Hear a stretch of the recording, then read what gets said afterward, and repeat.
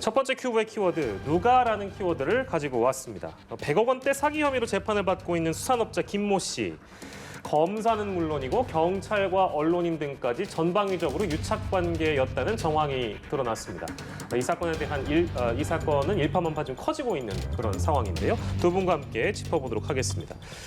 이게 해당 사건의 시작이 물론 규모 자체가 작은 규모는 아닙니다. 100억 원대라고 얘기를 하니까요. 근데 단순 사기 사건으로 바라봤는데 이게 지금 언론인까지 거론돼서 굉장히 심상치 않게 흘러가고 있는 양상인 것 같습니다. 사건의 개요를 좀 정리해 주신다면요. 네, 일단은 이 단순 사기 사건이라고 말씀하셨는데 이제 선동 오징어라고 합니다. 네. 배선자 이제 어른동자 써서 배 선상에서 급랭시킨 오징어. 예. 이 매매 사업에 투자해달라라고 해서 투자하면 돈을 불려주겠다라고 예. 이야기를 했습니다. 총 7명에게 116억 정도의 사기인데 중요한 것은 어떻게 7명이 이렇게 116억 원을 출자할 정도로 믿음을 줄 수 있었는가. 네. 이게 가장 중요한 것 같은데요.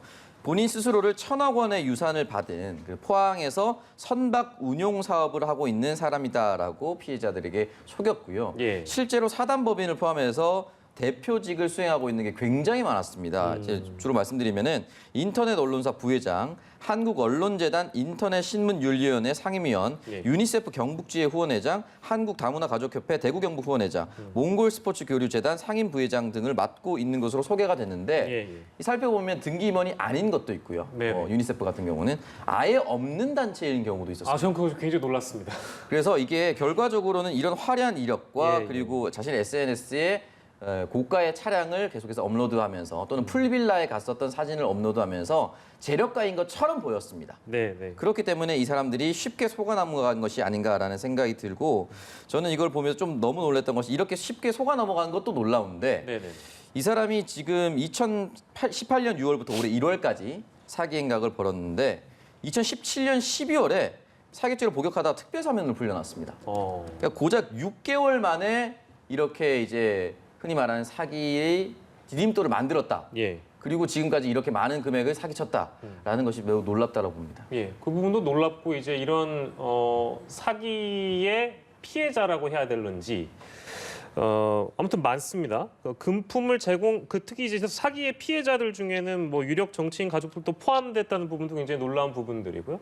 그리고 조사하면서 이 수산업자가요, 검사, 경찰, 언론인 이제 이런 사람들한테 금품을 제공해줬다. 이제 이런 부분들도 굉장히 놀랍습니다. 여러 유력 인사들을 이제 콕 집어서 특히 익숙한 얼굴이 지금 중간에 나오고 있는데 이동훈 전 윤석열 전 검찰총장의 대변인이죠. 지금은 이제 관뒀습니다만 아무튼 입건되면서 이 인물 말고도 이외에 부장검사, 총경급 간부 어떤 방송국의 앵커까지 입건이 됐는데 아마도 이뿐만 아니라 더 다른 인사들의 이름도 충분히 거론될 수 있고 차후에 보도가 될 수 있다고 가능성을 열어도 되겠죠? 네, 열어두는 것이 맞고요. 지금 이종훈 전 대변인과 지금 모방송국 앵커는 같은 회사 계열사입니다. 그리고 한 분이 더 있다라고 했는데 역시나 같은 회사의 가능성이 매우 높거든요. 네네네. 그래서 함께 사내에서 몰려다녔었다. 함께 사내에서 친했었다라고 하면 같은 계열사가 맞을 것 같습니다. 그렇기 네네네. 때문에 우리가 이름만 말해서 알 수 없는 사람이거나 예. 또는 이름 말하면 또 알 수 있는 사람일 수도 있기 때문에 이건 좀 더 지켜봐야 될 것이고 예. 지금 검사 같은 경우는 IW 시계라든지 또 심지어 자녀 학원비에까지 약 2천만 원에서 3천만 원 정도의 금품을 수수했었다라고 예. 아주 구체적으로 지금 수산물 업자인 김모 씨가 증언을 했다는 것이거든요. 예. 그렇기 때문에 이 부분에 대해서는 더 확대될 수밖에 없는 상황인 것이고 예. 그렇다면 왜 이 사람들은 이렇게 정치계 그리고 경찰, 검찰, 언론계 예. 이렇게 가리지 않고 줬을까라는 걸 따져보면은 하나의 또 모임의 장을 만들려고 했었던 것은 아닐까. 그러니까 예를 들어서 예. 지금 유력 정치인의 친형도 여기에 관련되어 있다라고 보도가 나오지 않습니까? 네. 그리고 유력 정치인도 어디 가서 축사를 했던 것으로 나타나고 있는데 네네. 그 현장에 자신들이 미심쩍어서 나갔더니 TV 틀면 나오는 사람이 있다. 예. 아니면 어디에 명함을 받았더니 경찰이었다. 고위직 간부였다, 정치인이었다 그러면 더 믿고 거기를 갈 수밖에 없습니다. 예. 그렇기 때문에 아마 의도적으로 여기저기 유력 인사들을 모았을 가능성이 높고 모을 때는 아마 환심을 사기 위해서 금품을 주었거나 또는 이제 돈을 많이 썼을 가능성이 매우 높아졌습니다. 그렇게 여러 사람들이 각계각층에서 모이다 보니까 예. 다른 사람들 또 일반 투자자들이라든지 그 주변에 있는 사람들을 믿을 수밖에 없는 상황이 돼버린 것이죠. 아마 그런 식으로 아마 사기 행각을 크게 벌여온 것으로 보입니다. 예. 구분해서 볼 필요는 좀 있는 것 같습니다. 그러니까 이제 사기의 피해자들이 또 있는 것이고, 아까 저희가 잠깐 보여드렸습니다만 금품 수수의 의혹을 받고 있는 당사자들이 있는 것입니다. 검사, 경찰, 언론인 등의 이제 그런 인물들인데, 앞서 오창석 평론가께서 짚어주신 대로 인물들이 더 늘어날 수 있는 그런 가능성이 충분히 열려 있는 상황에서, 근데 이 현직 검사에 대해서 금품 제공 목록을 뭐 이제 경찰에 제공했다든지, 예를 들면 진술을 통해서 이미 경찰은 확보한 것으로 알려지고 있는 그런 상황인데, 먼저 현직 부장검사에게는 어떤 것을 줬는가? 이제 앞서 이제 잠깐 소개해줬습니다만 명품 시계, 금품, 그리고 이동훈 전 윤석열 대변인에게는 고가의 골프채를 준 것이고요. 그리고 모 방송국 앵커에게는 중고차를 줬다, 이렇게 진술을 한 것으로 드러났습니다. 근데 이분들의 경우에는 청탁금지법, 즉 김영란법이 적용되는 대상이기 때문에 문제가 됐다고 봐야 되겠죠? 어떻습니까? 예, 맞습니다. 지금 경찰에서 입건을 해서 수사를 하고 있는 이유 자체가 청탁금지법 위반이냐 여부를 우선은 따져보겠다는 겁니다. 이 청탁금지법에서는 이 2조 정의에서 이 대상자에 대해서는 언론인 그리고 공무원 그리고 뭐 학교 법인의 임직원 이런 식으로 지금 한정을 하고 있는데, 지금 현재 이 입건된 대상자들이 다 현직 검사라든지 경찰, 예. 뭐 공무원으로 볼 수 있는 사람이거나 아니면 언론인들입니다. 그렇기 때문에 이 부분 관련해서 일단 대상이 되는 것이고, 예. 이 청탁금지법에서는 또 명목과 관계없이 1회에 100만 원 그리고 1년에 300만 원까지 받게 된다면 예. 그 부분에 대해서는 3년 이하의 징역 또는 3천만 원 이하의 벌금에 향해 처벌을 이제 하겠다고 하고 있거든요. 예. 그렇다 보니까는 우선은 청탁금지법 위반만 된다고 하더라도 이런 처벌이 될 수가 있고, 만약에라도 이런 이 금품수수 행위 자체가 어떠한 부탁을 했던 부분이 있다라고 한다면은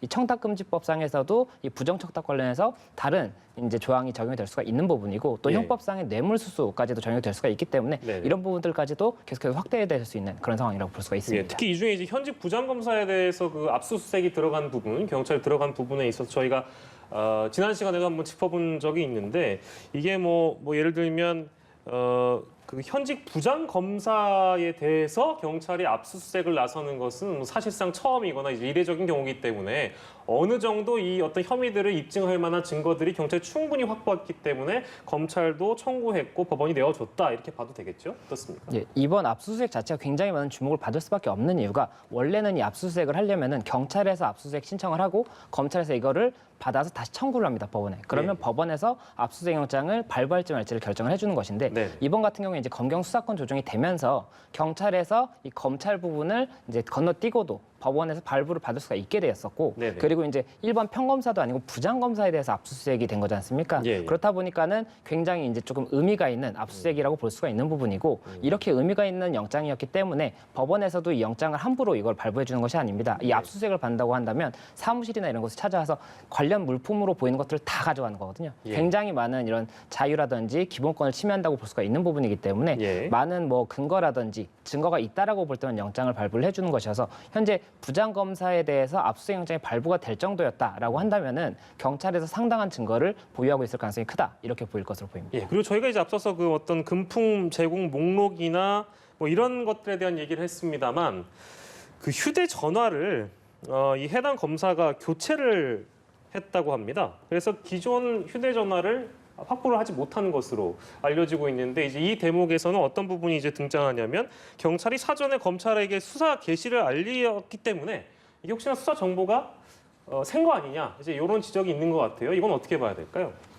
그 부분은 속단할 수는 없습니다. 이게 관련해서 다른 사람, 이제 일단 수산업자가 4월 20일에 구속 상태에서 기소가 됐거든요. 네네. 그렇다 보면은 나 이 사람이랑 연락을 했었고 이 사람한테 뭔가를 받은 게 있다라든지 아니면 뭔가 좀 찜찜한 부분이 있다라고 한다면은 예. 나한테도 수사가 들어오겠구나라는 생각은 할 수가 있는 부분이고, 그렇다면 이게 과연 검찰에서 정보가 나온 것인지 아니면 본인이 예상해서 뭐 어떤 조치를 취한 것인지, 이 부분은 속단할 수가 없는 부분이고, 예. 그리고 이제 휴대전화를 없앤 부분이 증거 인멸이 될 수가 있느냐, 이런 부분들이 쟁점이 될 수는 그렇습니다. 있는데, 증거 인멸죄 같은 경우에는 형법에서 이제 어떻게 규정을 하고 있는 것이냐면, 타인의 증거를 이제 없앤 경우에는 증거인멸죄가 성립이 되지만, 네. 자기 증거를 없앤 경우에는 그 부분은 자기의 방어권 보장이라고 볼 수도 있는 부분이거든요. 예. 그렇다 보니까 형법에서는 타인의 경우에는 처벌을 하지만 자기 증거인멸은 처벌을 하지 않고 있어서 증거인멸죄는 성립되지가 않을 것이고, 예. 다만 이 증거인멸을 교사했다, 다른 사람한테 증거인멸을 하도록 시킨 경우에는 또 이게 형법상 처벌이 될 수가 있기 때문에, 네. 이 핸드폰을 처분함에 있어서 자기가 직접 한 것이 아니라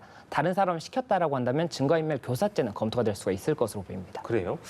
그 휴대전화는 지금 상황에 대한 대략적인 판단만 하더라도 이 해당 검사의 그 휴대전화는 굉장히 중요한 핵심 증거일 것 같은데 이거 못 찾으면 혹시 수사에 차질을 빚지는 않을까요? 어떻게 전망하세요?